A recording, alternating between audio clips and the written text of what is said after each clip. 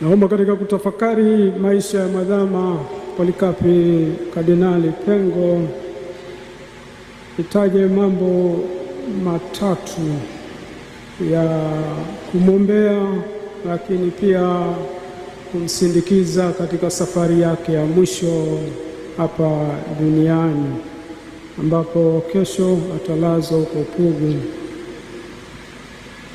Jambo la kwanza, Mwadhama Pengo alikuwa zawadi ya pekee, ni zawadi ya Mungu, zawadi ya pekee ya Mungu kwa kanisa la Tanzania na hata Afrika.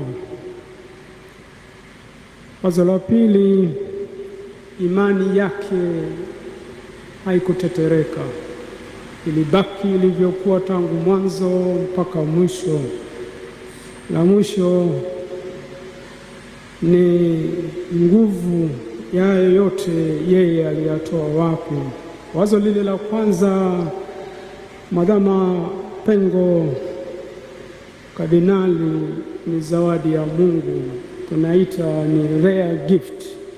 Na zawadi ya Mungu ni zawadi zile adimu ambazo Mungu anazitoa kwa wakati wake na kwa muda wake. Kwa hiyo yeye aliamua kuitoa zawadi ya maisha yake kwa kanisa la Tanzania kwa wakati wake. Zawadi kama hizo hazitolewi mara kwa mara na hazipo, it's very rare, it's a rare gift, zawadi ya pekee. Na kama walivyo viongozi wengine wakuu duniani hata popote, au walivyokuwa manabii, walivyokuwa mitume wengine, ni zawadi ambayo mithili yake ni hiyo, kwamba yeye alikuja kwa wakati na ilikuwa zawadi. Na zawadi kama hizi mara nyingi hazirudiwi. Mungu anaamua tu kwa wakati wake unaofaa na akaitoa, na aliitoa katika nafsi ya Mwadhama, zawadi adimu kabisa, zawadi ya maisha yake. Kama tulivyosikia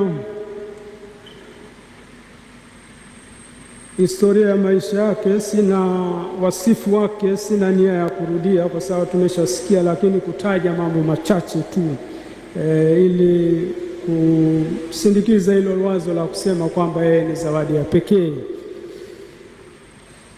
Mwadhama, kama walivyosema kwamba ni baraza la maaskofu kama padri lilimgundua, kazi ambayo wanafanya mpaka leo, kwamba padri huyu ana vipaji vya pekee. Kwa hiyo padri huyu anatakiwa kuendelezwa, na kwa sababu anatakiwa kuendelezwa ili asaidie kanisa, si tu katika ile ngazi ya jimbo lake husika, lakini hata ngazi ya taifa. Kwa hiyo tangu mwanzo baraza lilimspot, likaona huyu kule jimboni hatatosha, inabidi apewe majukumu mazito yatakayomfaa. Kuna mapadi wapo hata hapa ambao wana picha kama hiyo, lakini hii sio siku yenu leo, mtulie kwanza. Sasa kama zawadi ya pekee, unaweza kuona katika maisha yake ilivyoenda haraka. Miaka 27 tu anapewa upadisho, tayari ni padi pale Sumbawanga. Na baadaye muda mfupi baada ya kumaliza masomo yake kule Roma, manake askofu hata kumchelewesha, alimpeleka masomoni. Mwaka 77 anarudi, anaanza kufundisha Kipalapala seminari kuu. Anakaa mwaka moja tu anakaa. Wengine wanaendaga pale in service mpaka miaka 5, bado wanafanyiwa in service mpaka akae sawa in service, alafu ndio uende shule. Mwaka moja anakaa, baadaye anapelekwa Segerea kuanzisha seminari kuu Segerea, moja kwa moja rector. Mwaka moja, hakuhitaji mentorship. Uwezo wake ulitosha kabisa, alitosha. Anafanya ile kazi kwa miaka 5 na 83 akiwa na miaka 39 tu anateuliwa kuwa askofu wa Nachingwea. Wengine hawajui Nachingwea. Nachingwea iko Lindi, naweza kuja kuiona. Anateuliwa askofu pale. Cha ajabu, anateuliwa kuwa askofu, anafika jimboni tayari ana mawazo wa kuihamisha jimbo kutoka Nachingwea kuipeleka Tunduru Masasi. Ni akili ya wachache tu wangeweza kufanya hiyo na uthubutu.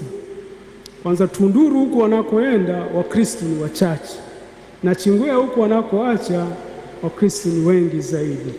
Lakini yeye akasema, mimi nataka kubomoa lile ngome, na ili nibomoe ile ngome lazima nijenge kanisa la kathedrali pale katikati Tunduru, na baadaye jimbo linaitwa Tunduru Masasi.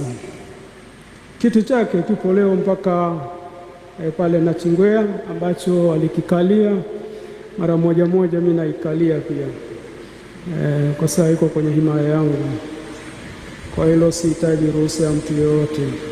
Sasa 84 miaka mitatu tena, unaona kwamba he didn't need any mentorship. Miaka mitatu tena kukaa pale Tunduru Masasi, amepewa jukumu kubwa la kuanzisha jimbo na miaka mitatu baadaye tayari ameshatosha kuja jimbo kuu la Dar es Salaam. Porini kule Tunduru Masasi, amba askofu wa Masasi, Tunduru Masasi anisamehe, jirani yangu, lakini tutaelewana. Sasa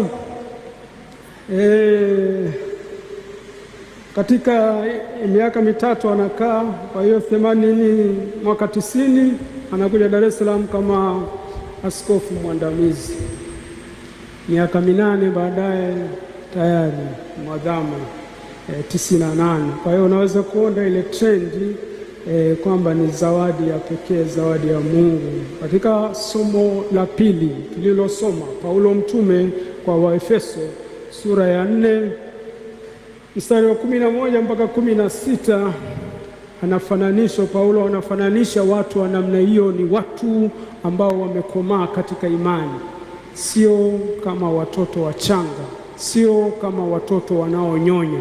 Watu wengine imani zao watu wazima, lakini imani kama watoto wachanga, kama wanaonyonya.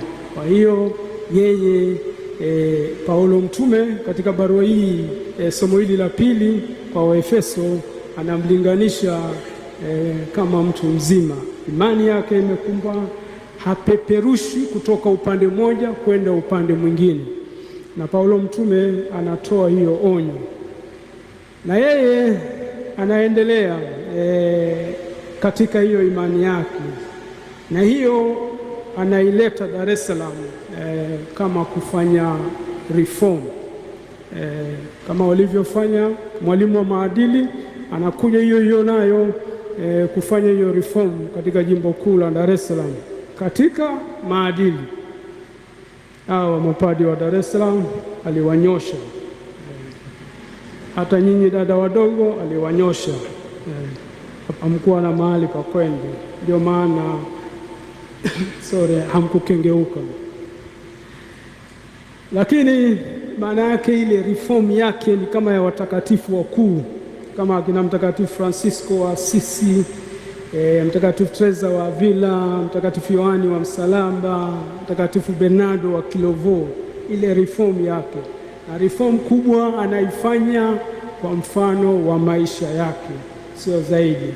Na anaendelea kwa kusema kwamba yeye Paulo mtume katika barua yake ile, katika somo lake ile la pili, Efeso sura ya 4 mstari wa 11 mpaka 16, anasema yeye alikuwa mtu mwenye ukweli, ambaye tulisikia pia katika somo hilo, na anatoa wajibu kwa watu mbalimbali.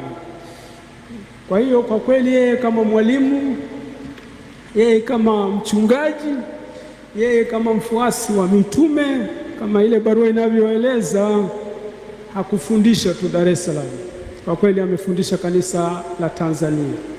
Mambo mengi Tanzania kanisa limejifunza.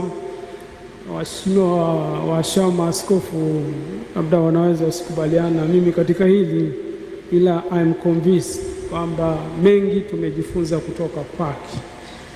Kwa mfano participation, ile kugawa utume, uwaka wa WATA, utoto mtakatifu, wale wote walipewa majukumu, aliwapa majukumu na majukumu ambayo walifanya katika kanisa. Tegemeza jimbo nimesikia 94 ambayo ipo karibu majimbo yote sasa Tanzania, tumejifunza kutoka Dar es Salaam.